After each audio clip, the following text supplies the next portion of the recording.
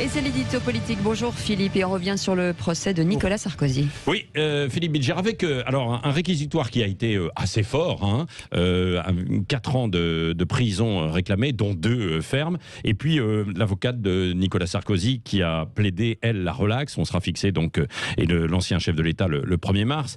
Que pensez-vous justement de ce procès et du réquisitoire et puis ensuite de la plaidoirie ? J'ai 3 observations rapides à faire, Patrick Roger. La première, c'est que par moments, j'avais le sentiment que les débats se dégradaient en spectacle. C'est le premier point. Le deuxième point, c'est le fait que nous avons eu des intervenants, aussi bien au niveau du parquet national financier que dans les plaidoiries en défense, qui étaient de très bonne qualité. Et techniquement, tous ces discours ont été loués par les chroniqueurs.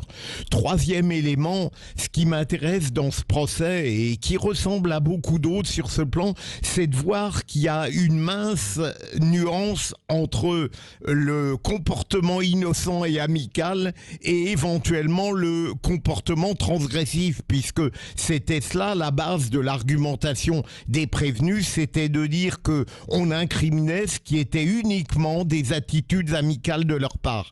Et enfin, il me semble qu'on a assisté à une première, quelle que soit la décision du 1er mars, c'est que pour la première fois, un ancien président de la République a vu requérir contre lui, vous l'avez rappelé, 4 ans, dont 2 en ferme. C'est tout de même quelque chose qui représente dans la vie judiciaire un ébranlement qu'on ne saurait sous-estimer. Oui, merci Philippe Bilger. On y reviendra avec vos commentaires également tout à l'heure, mon cher Philippe, dans le petit déjeuner de l'actualité à 9h moins le quart.